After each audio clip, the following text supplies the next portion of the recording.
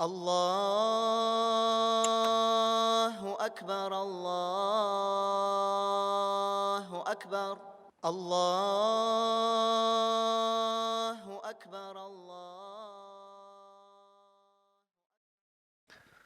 إن الحمد لله نحمده ونستعينه ونستغفره ونعوذ بالله من شرور أنفسنا ومن سيئات أعمالنا من يهديه الله فلا مضل له ومن يضلله فلا هادي له وأشهد أن لا إله إلا الله وحده لا شريك له وأشهد أن محمدًا عبده ورسوله صلى الله عليه وعلى آله وأصحابه يا أيها الذين آمنوا اتقوا الله حق تقاته ولا تموتن إلا وأنتم مسلمون يا أيها الناس اتقوا ربكم الذي خلقكم من نفس واحدة وخلق منها زوجها وبث منهما رجالا كثيرا ونساء واتقوا الله الذي تساءلون به والأرحام إن الله كان عليكم رقيبا يا أيها الذين آمنوا اتقوا الله وقولوا قولا سديدا يصلح لكم أعمالكم ويغفر لكم ذنوبكم ومن يطع الله ورسوله فقد فاز فوزا عظيما أما بعد برشا مقطع خامت وثناء غلمنارنىڭ ربسى خوجاسى إدارەشىسى الله ربыбызға ғана тиешле шәһадәт китерәм Аллаһтан башка илаһ юк һәм Мухаммад Абдуллаһ уланың соңгы илчесе һәм пәйгамбәре саллаллаһу алейхи ва аля алихи ва асхабихи. Менә җәмәгать Аллаһның рәхмәте безнең бу атнада 4 көн ял булды. Киләсе атнага шулай ук 4 көн ял каралган. Эшләүчеләргә, укучыларга. Инде узакта үтми балаларның да җәйге яллары якынлаша, отпуск вакытлары килеп җитә. Һәм менә шушы ял дигәндә бер аятны искә төшереп китәсе килә. Бу аят безнең бәйле гаилә белән, туганнар белән, якыннар белән. Ни сәбәпле ял дигәндә шушы аят искә төшә? Чөнки ял вакытында без күп вакытыбызны туганнар белән уздырачакбыз. Безнең балаларыбыз өйдә булачак һәм үзебез дә өйдә булачакбыз ял булу сәбәпле. Бакчага бергә җыелырбыз туганнар белән эшләргә дип. Кемнеңдер оныклары килер кунакка шушы ял көннәрендә. Ягъни гади вакытка караганда гаилә белән, дуслар белән, якыннар, туганнар белән аралашу күбрәк булачак шушы вакытта. Һәм менә шушында Аллаһ субханаһу ва тааляның Ат-Тахрим сүрәсе 6-нчы аятын әйтәсе килә. Аллаһ субханаһу ва тааля әйтә: "Я айюхаллазина аману қу анфусакум ва ахликум нара" وقودها الناس والحجارة عليها ملائكة غلاظ شداد لا يعصون الله ما أمرهم ويفعلون ما يؤمرون. أي إيمان كيترغنر Үзегезне һәм гаиләләрегезне уттан саклагыз. Ул утның утыннары таш һәм кешеләр булыр.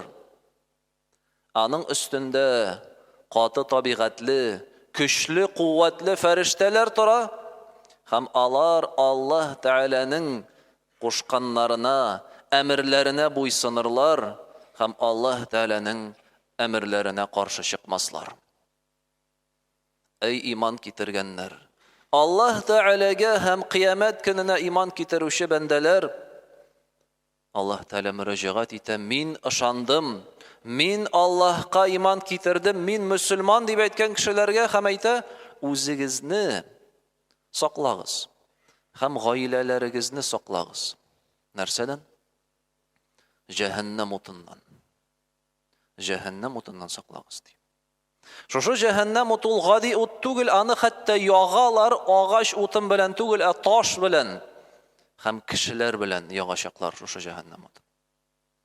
Һәм шунда булачак тирәсендә фәрештәләр, бу фәрештәләр сакчылар, алар бер кемне дә чыгармый бу уттан. Һәм бер кемгә дә бер нинди җиңеллек тә күрсәтми. Кеше камил рәвештә газап алачак үзенең кылган гамәлләре өчен. Һәм менә шушы уттан Аллаһ субханаһу ва тааля безгә әмер итә, боера, сакланырга үзебезгә беренче чиратта, һәм сакларга үзебезнең гаиләләребезне. Ничек сакларга? Бер генә юл бар. Ул Аллаһ Тәгаләгә итәгатьле булып яшәү. Һәм үзеңнең якыннарыңны да Аллаһ Тәгаләнең кушканнарына өндәү, чакыру, шушы гамәлләрне эшләүдә тәрбияләү, һәм Аллаһ тыйганнардан, гөнаһлы гамәлләрдән, бозык эшләрдән аларны саклау, аларга бу гамәлләрне тыю, аларны шул эшләрдән кисәтү. Менә шулай итеп кенә, ягъни балаларыңны, гаиләңне, туганнарыңны яхшылыкка өндәп һәм начарлыктан тыеп кына син аларны саклый аласың җәһәннәм утыннан. Башка бер нинди юл юк. Бүгенге көндә әти-әни аеруча балаларына бүтән шартлар тудырырга тели, яшәү шартларын бүтәнесе булсын дип тырыша. Чөнки аның үзенең булмады, мәсәлән, яшь чагында. Шулай дип әйтә күп әти-әни. Минем яшь чакта булмады инде, хоть үземнең балаларымда булсын дип. Әмма ләкин менә шушы булсын дип тырышып, балаларын бозалар күбесе. Һәм бит менә шушы бу дөньяда булдырган байлык, рәхәт тормыш, ул ахирәттә җәһәннәм утыннан синең балаңа сакланырга ярдәмче булмаячак. Һәм шулай итеп шушы балама бүтән шартлар тудырым дип, әти-әни эштә, бала үзе генә. Баланың тәрбиячесе юк. Аны кирилеккә өйрәтүче бар, аның кулындагы телефоны, аның өендәге компьютеры һәм телевизоры. Әти-әни булдырырга тырыша балага бүтән шартларны. Әллә шуңа боердымы Аллаһ субханаһу ва тааля безгә беренче чиратта? Әти-әни ир кеше әти, ул гаиләне тәэмин итәргә бурычлы. Әмма ләкин аның аннан да алданрак бурычы бу гаиләне Аллаһ Тәгаләнең әмерләрендә тәрбияләү, җәһәннәм утыннан сакларга тырышу. Һәм менә шушы гамәлдә иң элек әлбәттә Аллаһның буйырганнары фарыз гамәлләр. Хәтта намаз турында Аллаһ субханаһу ва тааля аерым әйтә: "Ваъмур әһләкә бис-салати вастабир алейһа." Гаиләңне намаз торгызырга буйыр ди. Әмер ит намаз торгызырга. Кайбер кеше кызгана балаларын. Яра йокласын инде, иртән мәктәпкә барасы бар ди. Торгаштын намазын укып китер әле ди. Юк, намазның вакыты бар аның. Намазны вакытында укырга кирәк, һәм баланы шулай итеп Аллаһ кушканнарыннан ул саклап калам дип әйтә. Бу нинди кирелек, нинди каршылык Аллаһ Тәгаләнең әмеренә. Аллаһ Тәгалә нәрсә ди? Намаз укырга буйыр гаиләңә ди. Һәм Пәйгамбәрбез саллаллаһу алейхи ва саллям үзе үрнәк булып, үз кызы Фатима, әле инде кияүгә чыккач, Али радиллаһу анха бергә яшәгәндә аларның йортларына барып, аларны уята иде. Элек телефон юк ием. Өенә барып, торгызайды, торгыз намаз дип. Әле фарыз намаз түгел, төнге намазга торгыза иде. Тәһәҗүд намазы. Укымыйсызмы сез төнге намазны дип алар янына килә иде. Төнле Пәйгамбәрбез саллаллаһу алейхи ва саллям үзенең кызын кайгыртып, үзенең шушы кияүен кайгыртып, туганнарын кайгыртып килә иде. Һәм без беләбез, Пәйгамбәрбез саллаллаһу алейхи ва саллям безгә ачыктан ачык әйтте. Без һәрберебез җаваплы. Нәрсә ди? Куллукум ра'ин ва куллукум мас'улун ан рa'iyatihi. Сезнең һәрберегез ул көтүче ди. Көтүче. Һәм һәрберегез көтүегез өчен җаваплы. Кем каршында җаваплы? Аллаһ Тәгалә каршында җаваплы.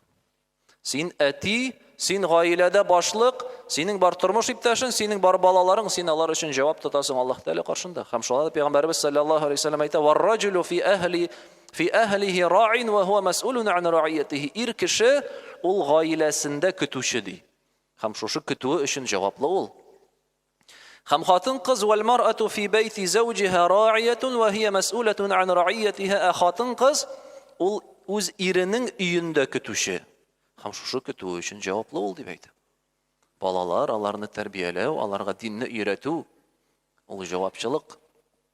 Һәм кайбер кеше бутый баланы тәэмин итү содержание белән аны тәрбияләүне. Баланы әти уйлый, мин инде балама алып бирдем, алып кайттым, акча зарплата тоттырдым, бурычымы үтәдем. Ләкин бу тәрбия бурычы үтәлмәде. Бу тәэмин итү, нафака үтәдең син, ә тәрбия бурычы әле синең өстеңдә бар. Һәм әни кеше бутый кайбер чакта, мин баламны ашаттым иртә белән, аның киемен юдым, мәктәпкә җыеп җибәрдем, булды, өстемнән төште дип. Бу бер бурычны үтәдең, әмма ләкин бу тәрбия дип аталмый. Тәрбия ул башка. Тәрбия ул яхшылыкка өйрәтү һәм начарлыктан тыю булырга тиеш. Һәм монда без һәрберебез бик игътибарлы булырга кирәк, җәмәгать. Һәм менә шушы ял кебек тормыштагы мөмкинчелекләрне кулланып калырга кирәк. Һәм менә бу гамәл бурыч булу сәбәпле аның савабы да бик зур. Аның савабы да бик зур, чөнки Пәйгамбәрбез саллаллаһу алейхи ва саллям нәрсә ди? Мен да'a ila hudan kana lahu min al-ajri mithlu ujuri man tabi'ahu la yanqusu dhalika min ujurihim shay'a. Кем башка кешене яхшылыкка чакырды икән, яхшылыкка өйрәтте икән, шул кеше изгелекне эшләгәндә аның үзенә савап бара һәм өйрәтүчесенә савап бара. Син балаңны өйрәттең бисмиллаһ дип ашар алдыннан уң кул белән ашарга. Һәм ул гомер буе шуны истә тотып, син өйрәтү сәбәпле бу гамәлне эшли икән, гомеренә ничә тапкыр ул ашаячак? Көненә иң киме 3 мәртәбә. Ничә ел? 365 көн елына, инде гомер итсә, 60 ел дип, 50-60 ел ничә тапкыр ул син өйрәткәнеңә карап бисмиллаһ дип Аллаһның исеме белән авыз ашаса, ризык ашаса, сиңа савап языла бара, субханалла. Бу Аллаһның рәхмәте. Балаларыңа бер дуа өйрәтсәң. Менә бер хәзрәтнең бу көннәрдә бик шундый тирән сүзләр әйткән иде. Үземә дә истә калды. Ул ди, иң элек хатынымны өйрәттем ди, балаларга Фатиха сүрәсен үзең өйрәт дип.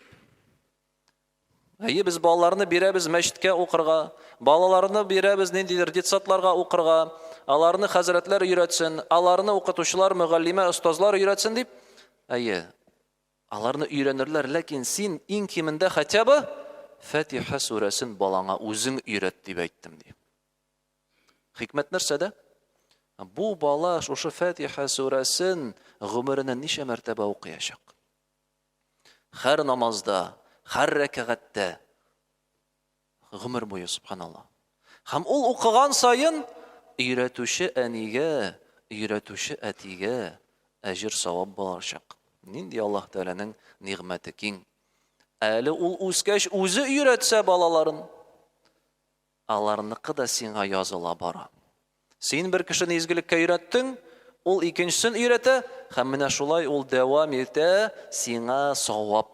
Менә ул пирамида дип әйтик, халал пирамида, кешеләрне өйрәтергә, изгелеккә өйрәтү белән син аны үзеңә савап җыя аласың. Ләкин шул ук вакытта Пәйгамбәребезнең саллаллаһу алейхи ва саллям кисәтүе дә бар. Шушы хадистә нәрсә ди? Ва ман да'a ila dalalatin kana alayhi min al-ithmi mithlu athami man tabi'ahu la yanqusu dhalika min athamihim shay'a. Кем адашуга чакырса ди, бозыклыкка, ниндидер гөнаһлы эшкә сәбәпче булса, теге кеше бу гөнаһны эшләгән сайын аңа да гөнаһысы языла бара. Һәм аеруча гаиләдә әти-әни үрнәк. Синең балаң сиңа карап ниндидер начарлык өйрәнсә, бер начар сүзгә өйрәнсә, бүген гаҗәеп, әгәр дә чыксаң ишек алдына, балалар уйный торган урында, әле мәктәпкә дә йөрмәгән балаларның әйткән сүзләреннән шаккатасың. Кая ишеткәннәр алар аны? Өйдә, әти-әнидән ишетәләр. Телевизордан. Кем аларга кабызган бу телевизорны? Әти-әнисе. Кайбер чакта әни, ярамый комачауламасыннар дип, өйдә булганда яисә әти Алла да бер нәрсә телефон тоттыра, кабызып куя, берәр буш, файдасыз яисә нәрсә зыянлы әйбер. Һәм бу бала шуннан начарлык өйрәнсә, кем аны бу начарлыкка өйрәткән дип санала? Әтисе, әнисе. Һәм ул бала бу начарлыкны эшләгән саен, әтисе, әнисенә бара, гөнаһысы шулай ук. Әби бабай булсынмы, яисә башкалар булсынмы? Менә нинди кагыйдә безнең бар. Изгелеккә өйрәтәсең икән, ул изгелек эшләгән саен сиңа да языла. Начарлыкка өйрәтәсең икән, начарлык эшләгән саен сиңа да языла. Һәм ни гаҗәеп бер хадис, Абдулла ибн Мас'уд бу хадисне тапшыра Сахих Муслим җыентыгында Пәйгамбәрбез саллаллаһу алейхи ва саллям нәрсә لا تقتل نفس ظلما إلا كان على ابن آدم الأول كفل من دمها. Әгәр дә берәр кеше ди, хаксыз үтерелсә, менә шушы үтерүченең гөнаһысы Адәмнең бала улына гөнаһысы языла бара дип әйтә. Үтерүчесенә дә гөнаһысы бар. Ләкин әле бу гөнаһның өлеше Адәм алейхиссаламның улына да язылган. Ни сәбәпле ди? لأنه كان أول من سن القتل. Чөнки ул ди беренче булып кешеләрне икенче кешене үтергә өйрәтте ди. Кабил үтерде үз кардәшен, үз абыйсын Хабилне. Һәм менә бу Кабил шул вакыттан бирле ничә меңләгән ел, һәм шушы меңләгән ел эчендә күпме хаксыз үтереш, һәрбер үтерелгән кешенең гөнаһысы үтерүчесегә дә һәм Кабилгә дә языла бара икән җәмәгать. Карагыз, күпме гөнаһ, күпме авырлык аңа. Бу шундый кагыйдә куелган. Шуңа күрә дә бик сак булырга кирәк. Без кешеләрне нәрсәгә өйрәтәбез, нәрсәгә чакырабыз. Һәм аеруча үзебезнең гаилә эшендә. Шуңа күрә дә тагы бер чакырам җәмәгать бу ялларда шушы вакытларны кулланып калырга тырышыйк. Үзебезнең балаларыбыз белән, якыннарыбыз белән, туганнарыбыз белән аралашканда аларны менә бу дингә өйрәтү, дин кагыйдәләрен аңлату һәм шулай ук бозыклыктан, начарлыктан тыярга тырышыйк. Бу безнең һәрберебезнең бурычы. أقول قولي هذا واستغفر الله العظيم الجليل لي ولكم ولسائر المسلمين فاستغفروه إنه هو الغفور. الله أكبر الله أكبر الله